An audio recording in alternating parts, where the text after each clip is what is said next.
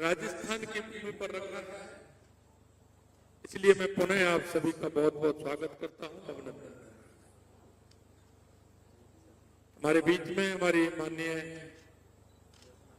महिला बाल विकास मंत्रालय की हमारी कैबिनेट मंत्री श्रीमती अन्नपूर्णा देवी जी, मैं उनको और भी धन्यवाद देता हूं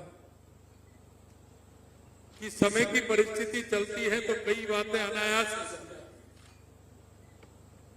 और अनायास वो ये हो जाती हैं कि उनके नाम से ही ये महिला बाल विकास मंत्रालय को आकर आप देखेंगे, क्योंकि कई बार मैं कहता हूं गांव में जब हम जाते हैं, गांव में जब पहली बार बारिश होती है आषाढ़ के माह में तो हम जाते हैं तो मां अन्नपूर्णा से हम निवेदन करते हैं, मां इसमें आप सभी को देना, पक्षियों को भी देना, जानवरों को भी देना, मेरे आए हुए अतिथि को भी देना, मेरे परिवार को भी देना, साधु संत जितने भी हैं उन सभी को देना। और हमें आज निश्चित रूप से मैं कह सकता हूं कि जो महिला बाल विकास मंत्रालय है वो ऐसी अन्नपूर्णा देवी जी के पास है, निश्चित रूप से इसमें अच्छे काम हो रहे हैं। मेरी कैबिनेट में मेरी साथी और हमारी उप मुख्यमंत्री महिला विकास मंत्री श्रीमती दिया कुमारी जी, माननीय उड़ीसा की उप मुख्यमंत्री श्रीमती प्रावती परिदा जी, हमारी महिला विकास में राज्य मंत्री सावित्री ठाकुर जी, माननीय सचिव मलिक जी, और विभिन्न राज्यों से हमारी मंत्रीगण बहनें, हमारे भाई एवं इस कार्यक्रम में उपस्थित सभी राज्यों के हमारे अधिकारीगण, मैं आप सभी को उन्हें स्वागत करता हूं, अभिनंदन करता हूं। यह चिंतन शिविर है और चिंतन शिविर और महत्वपूर्ण हो जाता है क्योंकि जिस महिला एवं बाल विकास मंत्रालय का ये चिंतन शिविर है, इस चिंतन शिविर में मैं सिर्फ इतना कहना चाहता हूं कि इसके नाम से हमारे अंदर अनुभूति होती है, क्योंकि ये एक ऐसा मंत्रालय है, हमारे पूर्व राष्ट्रपति अब्दुल कलाम जी कहते थे कि अगर किसी राष्ट्र को, किसी प्रदेश को आगे बढ़ना है तो महिला को सशक्त करना है, तभी वो राज्य या देश आगे बढ़ सकता है। और मैं ये भी कह सकता हूं कि हमारी बहनों का हमारे राष्ट्र की प्रगति में बहुत बड़ा योगदान है। महिला बाल विकास मंत्रालय की परिकल्पना आपके मन में पहले से सजोनी होती, क्योंकि हम किसी भी बात की अनुभूति तीन प्रकार से कर सकते हैं। या तो हम देखकर कर सकते हैं, या हम सुनकर कर सकते हैं, या हम पढ़कर के कर सकते हैं। और ये तीनों अनुभूति इसके लिए आवश्यक इसलिए है कि हमारा महिला बाल विकास मंत्रालय हमारे देश की, हमारे प्रदेश की आधारशिला है। अगर ये मजबूत होगा तो हमारा राष्ट्र मजबूत होगा, क्योंकि जब हम काम करते हैं 70 साल से जिस तरह से देश के अंदर एक प्रॉपर्टी बनी और और वो परिपाटी ये बनी है कि सिर्फ हमें उस मंत्रालय के काम को करने के लिए अनुभूति की आवश्यकता होती है। उस अनुभूति का अभाव पिछले दिनों देखने में मिला है। मैं कहना चाहता हूं 2014 के बाद देश के यशस्वी प्रधानमंत्री नरेंद्र मोदी जी के नेतृत्व में उन्होंने उस धारणा को तोड़ने का काम किया और उन्होंने हर मंत्रालय के अलग अलग काम क्या हो सकते हैं उसका काम किया है।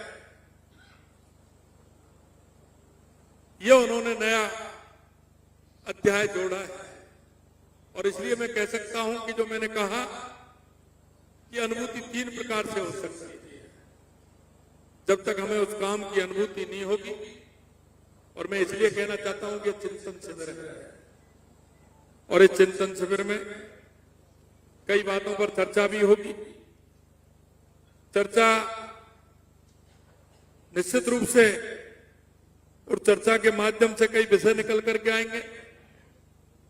उन विषयों को हम समाहित करेंगे और समाहित करने के बाद जिन जिन पहलुओं पर चर्चा होगी, चर्चा के बाद उसका निष्कर्ष भी निकलेगा। चर्चा, निष्कर्ष और उसकी क्रियान्विति कि किस तरह से उसकी क्रियान्विति हम कर सकते हैं। विभिन्न राज्यों की अलग अलग परिस्थिति, उस परिस्थिति के माध्यम से हमें हमारे महिला बाल विकास मंत्रालय को किस तरह से मजबूत करना है। अगर हमारी जो छोटी, सबसे छोटी इकाई है वो आंगनबाड़ी, और उसके माध्यम से, क्योंकि हम कहते हैं कि सबसे अगर प्रथम बालक की कोई कक्षा है, प्रथम अगर गुरु है तो वो माँ है, और माँ के बाद अगर अब वो दूसरी बार अगर वो जाता है तो वो आंगनबाड़ी।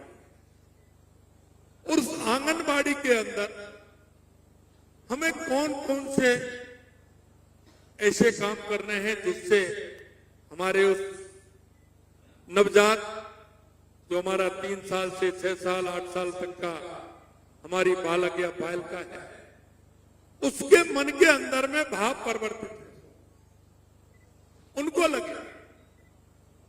क्योंकि कभी कभी आपने देखा होगा कि जब हम कुछ बातें आती हैं तो वो आदत में आ जाती है। हमें आदत में आने के लिए भी कुछ करना था। एक बार मैं, कई बार मैं सुनाता हूं कि कोई एक व्यक्ति थे, बड़े अच्छे थे, धनवान थे, उनका काम ठीक प्रकार से चल रहा था, लेकिन ये गाड़ी जैसे साइकिल का पहिया है उस तरह से होता है। तो कुछ दिन बाद उनको कमी आने के बाद वो, क्योंकि आदमी के पास थोड़ा सा दिक्कत आती है तो वो कहीं ना कहीं किसी मंदिर में जाएगा, किसी न किसी के पास जाएगा, ठाकुर जी के पास जाएगा, हनुमान जी के पास जाएगा, उनके पास जाएगा, फिर वो किसी व्यक्ति के पास में जाता है, कभी हाथ लगाता है, कभी कुछ दिखाता है, तो गया एक विद्वान थे, उनके पास जाकर ये है, तो उनका आइए बैठिए। उन्होंने बैठाया, कोई दिक्कत नहीं। उन्होंने देखा, देख करके उनको कहा बताइए। 3-4 महीने में ठीक, 3-4 महीने बाद उसको उत्सुकता और बढ़ गई, 4 महीने में क्या होगा बताइए, क्या मेरी लॉटरी खुलने वाली है, क्या होने वाला है, कैसे होगा, कैसे नहीं होगा। बोले नहीं 3-4 महीने में। बोले कैसे होगा? बोला आपकी आदत करना है, जो आपका है या आपकी आदत में आ जाए।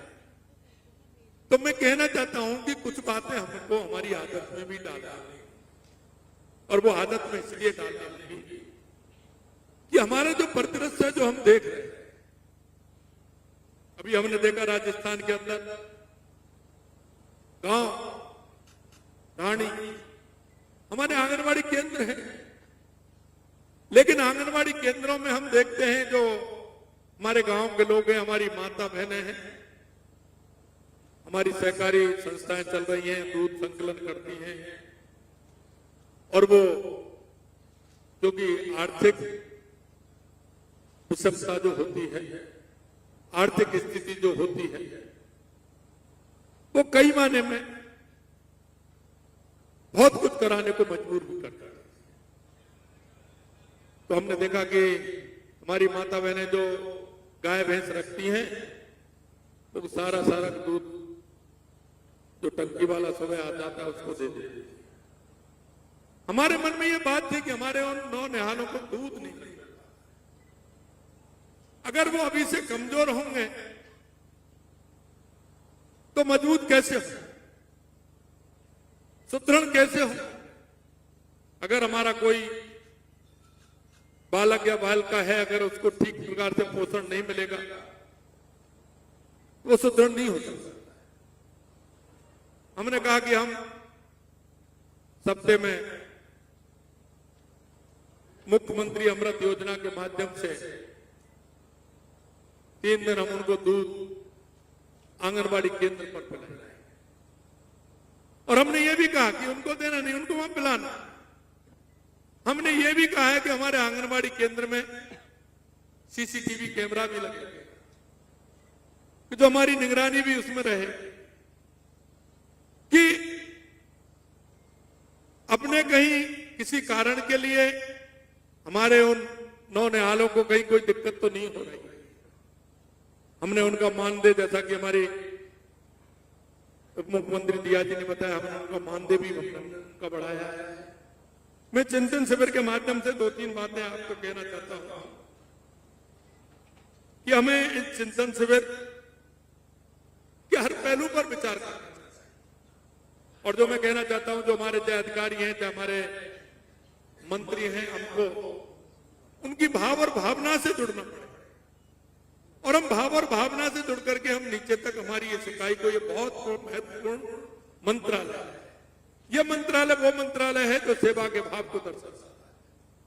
ये मंत्रालय वो मंत्रालय है जो आप अपनी इच्छा शक्ति से अगर मन में ये धारण कर लें कि इस मंत्रालय के नीचे जो योजना है उनको हमें नीचे तक पहुंचाते हुए हमारे उन 9 निहालों को और हमारी माता बहनों को सशक्त बनाना है, तो वो सशक्त बना सकते हैं। लेकिन मैंने जैसा कहा कि इसकी अनुभूति आपको करनी है, या तो उन सेंटरों पर जाकर के आपको अनुभूति हो, या आपको जो महिला बाल विकास मंत्रालय का जो काम है और ये आवश्यकता क्यों पड़ी इस काम की, इसको पढ़ करके होगी। या कई लोग आते हैं, गांव के लोग आते हैं, उनके साथ बैठ करके उसके बारे में जानकारी लेंगे, तो आप उनकी बात सुनेंगे तो सुन करके उनकी अनुभूति होगी। हम सौभाग्यशाली हैं सभी जो इस चिंतन शिविर के अंदर है। हमें एक ऐसे तबके, हमें उन लोगों की सेवा करने का मौका मिला है तो शायद ही हमको मिला, क्योंकि कभी कभी हम देखते हैं, हम ऊपरी सतह को देखते हैं, हम नीचे की तरफ नहीं देख पाते। मेरा आग्रह रहेगा इस चिंतन शिविर के माध्यम से कुछ ऐसे विचार अपन लेकर के जाएं, कुछ ऐसी कार्य योजना हम यहां बैठ करके बनाएं कि जिससे कि हमारे उन केंद्रों को हम ठीक प्रकार से और व्यवस्थित हम उनको कर सकते। हम 10 लास्ट के जो हमारा समापन सत्र हो उसमें हर मंत्रालय, हर कर्मचारी, हर अधिकारी इस बात को लेकर मैं इन 10 बिंदुओं पर जाकर के, मैं 5 बिंदुओं पर जाकर के हमारे क्षेत्र में हमें काम करना है। मैं कह सकता हूं आपका अनुभव हो सकता है, लेकिन जब तक अनुभूति नहीं होगी उसकी, तब तक हम काम नहीं कर पाएंगे। क्योंकि जिसको आवश्यकता है उस आवश्यकता की अनुभूति हम सभी को करनी पड़ेगी, और वो इसलिए करनी पड़ेगी कि हमारे पास जिम्मेदारी है। हमें छोटी छोटी बातों पर ध्यान देना है। क्योंकि कई बार लोग कहते हैं कि तो बहुत छोटी बात। देखिए, मैं हमेशा कहता हूं, ये कहावत है कि मुर्गी के लिए तकुआ का घाव बहुत बड़ा होता है। मुर्गी के लिए तकुआ का घाव बहुत बड़ा होता है, शायद कई नहीं समझ पाए होंगे मेरी इस बात को, कि यानी कि छोटी जो मुर्गी होती है अगर उसमें एक पिन भी चुभेंगे तो उसके लिए वो बहुत बड़ा घाव होता है। हम उसकी अनुभूति नहीं करते। एक जो गांव में एक आंगनबाड़ी केंद्र पर एक जो हमारी माँ है, हमारा बालक है, बालिका है, वो जाती है, तो ऐसे एक बार विचार कर ले कि हमारे लोग कितने जाते हैं। आपको अनुभूति हो जाए आपके परिवार में से कौन जाता है, आवश्यकता है वो किसकी आवश्यकता है और वो क्यों जाता है, इसकी अनुभूति अगर आपके मन में हो जाएगी तो वो परिकल्पना अपने आप आ जाएगी और आप काम करने के लिए आपके मन में एक भाव जागृत हो जाएगा। किसी काम को करने के लिए मन में भाव और भावना आवश्यक है और उस आवश्यकता के हिसाब से हमें काम करना होगा।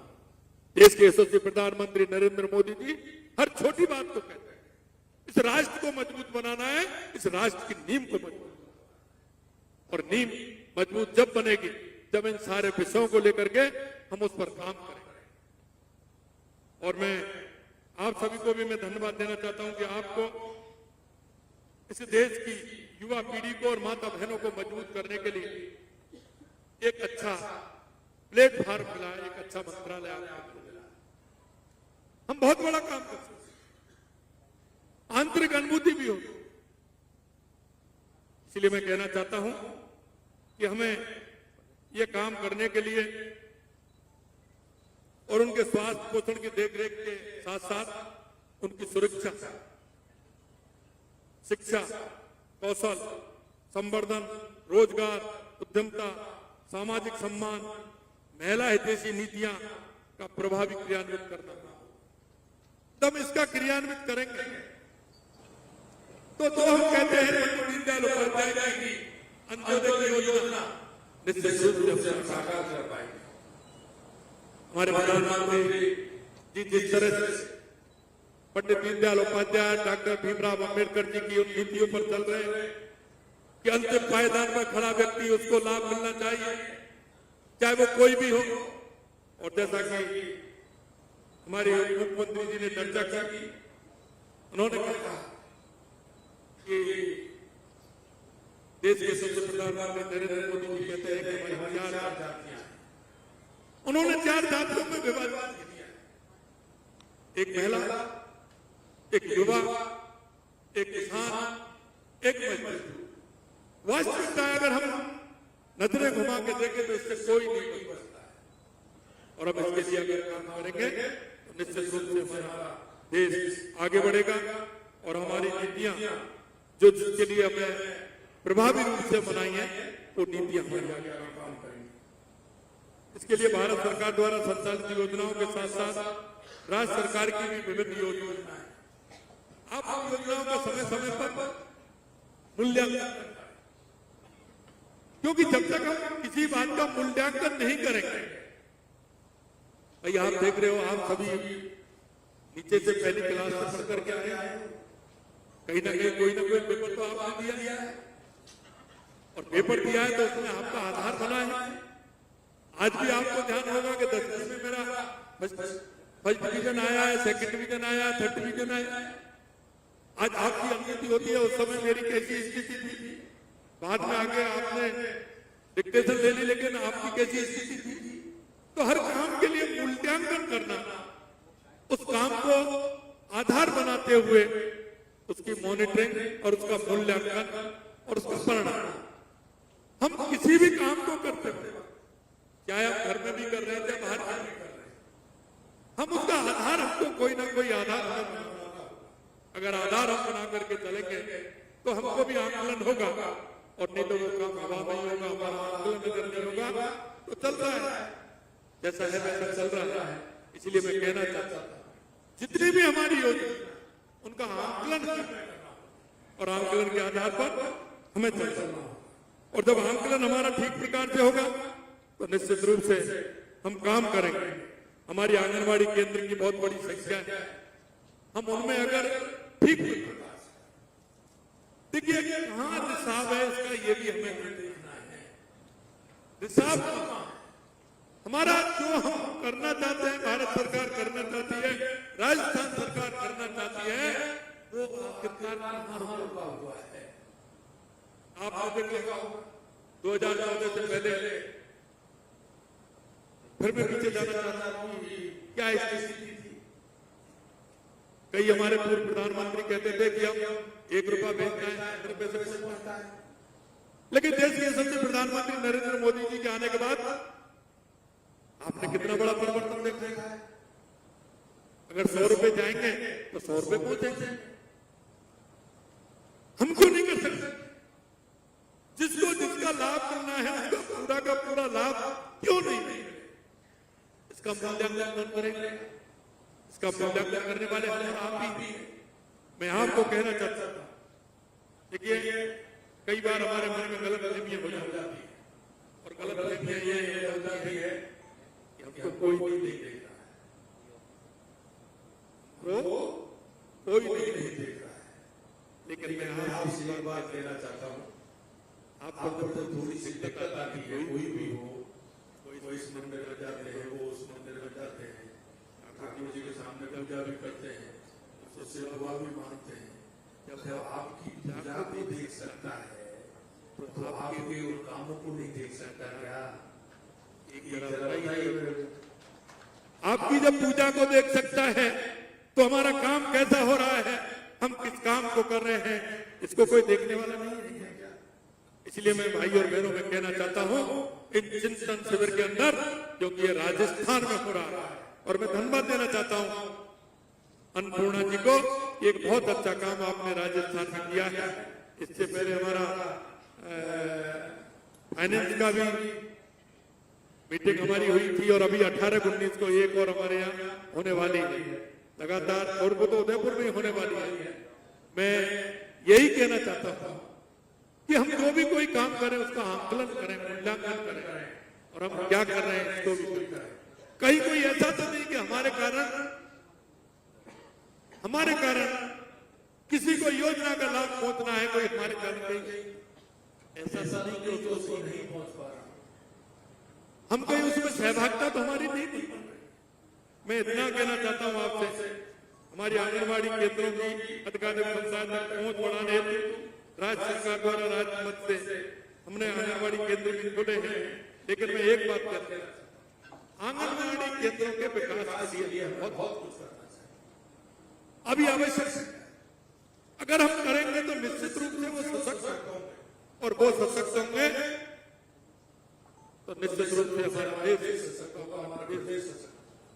हमें 2 बातों का ध्यान रखना और देना चाहिए, और वो ये है कि हमारी कोई भी योजना है उसको पूर्ण रूप से आंगनबाड़ी केंद्र पर बनवाए, एक पूरा बोर्ड बनवाइए, उस पर लिखिए कि हम क्या क्या दे रहे हैं, क्या क्या हमें देना है, क्या क्या नहीं। इससे पारदर्शिता से हमारा काम, हम पारदर्शिता से ठीक प्रकार से काम कर पाए। हमें उसमें और सुविधाएं देने की आवश्यकता है, और मैंने जैसा कहा कि हमने एक आवश्यकता महसूस की, और हम 3 दिन गर्म दूध उपलब्ध कराने के लिए मुख्यमंत्री अमृत आहार योजना के माध्यम से हमने राजस्थान में किया है। प्रधानमंत्री मातृ बंधन योजना के तहत अंतर्गत प्रथम संतान के लिए 5,000 रुपए की आर्थिक प्रोत्साहन राशि 2 किस्तों में उपलब्ध कराई जा रही है। राज्य सरकार ने हमारी ने बढ़ा करके इसको 6,500 रुपए किया, हमने इसको बढ़ाया। इसी तरह साथ ही दिव्यांग गर्भवती महिला के लिए इसे हमने बढ़ा करके 10,000 रुपए किया। इसी प्रकार द्वितीय संतान बाल का होने पर भारत सरकार द्वारा 6,000 रुपए आर्थिक तहत मातृ बंधन योजना के अंतर्गत कराया जाता है। मैं एक बात जरूर आपसे कहना चाहता हूं कि हमारी जो योजना, उन योजना को कहीं ना कहीं एक अच्छे काम से जोड़ना चाहिए। हमें समाज के अंदर एक नवाचार करना चाहिए, और मैं आपको कहना चाहता हूं कोई ना कोई गाँव क्षेत्र में आपको नए लोग मिलेंगे ऐसे जो हमारी आंगनबाड़ी केंद्र का सहयोग कर सकते हैं, वो हमारे लिए जो आवश्यकता है उसका सहयोग भी कर सकते हैं, वो आर्थिक सहयोग भी कर सकते हैं, वो ज्यादा से ज्यादा बहनों के ला करके उनका व्यवस्था देख सकती हैं। और हमने आंगनबाड़ी केंद्र के माध्यम से ऐसी बहनों को चिन्हित करना चाहिए, ऐसे भाइयों को चिन्हित करना चाहिए जो वहां सहयोग करते हैं और उसको किसी न किसी ऐसे मौके पर हमें उनको सम्मानित करना चाहिए। जो आंगनबाड़ी केंद्रों को संचालन में जो हमें सहयोग कर रहे हैं, ऐसी सूची भी बनाना है और ऐसी सूची बना करके, क्योंकि वहां जो आवश्यकता है उस आवश्यकता को देखते हुए उस क्षेत्र के लोग काफी संख्या में तैयार हो गए। हमने आंगनबाड़ी मित्र बना करके, आंगनबाड़ी सहयोगी बना करके हमें उसमें उनको डालना चाहिए और ऐसे जो उनमें सहयोग करते हैं उनका कहीं ना कहीं किसी प्लेटफॉर्म पर उनका सम्मान भी करना चाहिए, जिससे कि वहां हमें स्पर्धा बढ़े कि हम आंगनबाड़ी केंद्रों को ठीक प्रकार से संचालित कर सकते हैं। हमारी कई योजना हमारी जिस तरह से चल रही है, लाड़ू प्रोत्साहन योजना, हमारी कालीबाई व्हील उड़ान योजना के तहत हमने 1 करोड़ 22 लाख महिलाओं को प्रतिमा 2 पैकेट सैनिटरी नैपकिन उपलब्ध कराने का काम हमारी सरकार कर रही है। ऐसे बहुत सारे काम हैं, लेकिन मैं आपसे इस मौके पर इतना ही कहना चाहता हूं कि हम सबको इससे जुड़ करके बच्चों के सर्वांगीण विकास, उनके अधिकारों की रक्षा हेतु भारत सरकार द्वारा संचालित मिशन बाल के प्रभावी क्रियान्वयन हेतु राज्य में एक स्वतंत्र विभाग, बाल अधिकारिता विभाग की स्थापना की गई है, ताकि किशोर न्याय, बच्चों की देखरेख संरक्षण अधिनियम 2000 का प्रावधान तथा बाल शेष अधिनियम 2006 के साथ बच्चों से जुड़ी योजनाओं को प्रभावी क्रियान्वयन कर सकते हैं। यह महत्वपूर्ण बात है, क्योंकि उसके माध्यम से जो बाल विवाह होते हैं उनको भी रोक सकते हैं। बच्चों के प्रति अगर किसी तरह का उनके अपराध होते हैं तो उनको भी हम रोक सकते हैं। पालनहार योजना के माध्यम से भी हम काम कर रहे हैं। मेरा आप सभी से इतना ही है कि इस चिंतन शिविर का लाभ उन नीचे वाले सभी जो हमारे इस मंत्रालय से जुड़े हुए हैं और जिनको आशा और अपेक्षा जिनसे है, उन सभी को इसको मिलना चाहिए। मैं इतना ही कहना चाहता हूं कि हमारी दृढ़ इच्छा शक्ति होगी, काम करने का मन होगा, तो निश्चित रूप से हम इस बहुत बड़ा काम कर सकते हैं। हम बहुत ही सौभाग्यशाली हैं कि एक ऐसा मंत्रालय हमें मिला है जो नीचे तक सेवा करने का मौका हमें दे रहा है और उनको दे रहा है जिनको हमारी आवश्यकता है। सबसे बड़ी आवश्यकता क्या है और उनको आवश्यकता है जहां आप काम करना चाहते हैं।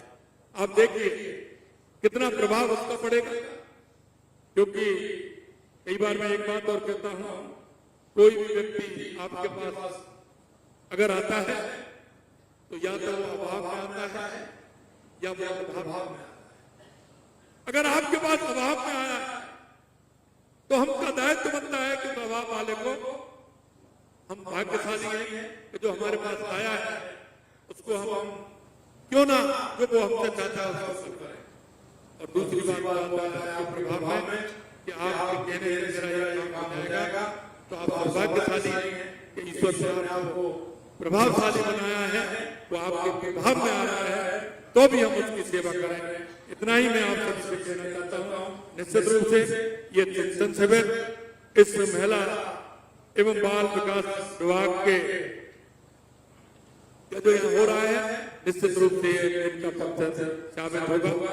ये चिंतन शिविर ठीक प्रकार से करें और देश के यशस्वी प्रधानमंत्री नरेंद्र मोदी जी के नेतृत्व में हमारा देश आगे बढ़े, हमारा प्रदेश आगे बढ़े। पुणे में सभी प्रदेशों से आए हुए सभी हमारे मंत्रीगण भाई हैं और सभी अधिकारीगण, उन्हें आप सभी का मैं स्वागत करता हूं और अन्नपूर्णा जी को मैं धन्यवाद देता हूं कि उन्होंने यह कार्यक्रम बनाया है। सावित्री ठाकुर जी, रावत जी, सभी को मैं बहुत बहुत धन्यवाद देता हूँ कि कार्यक्रम मेरा हिस्सा रखा और इसका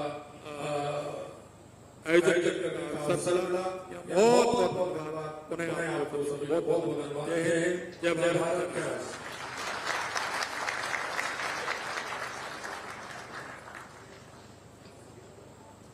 माननीय मुख्यमंत्री महोदय को बहुत बहुत आभार।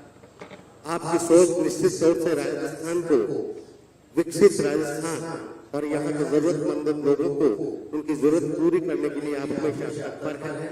मैं आपका एक सरल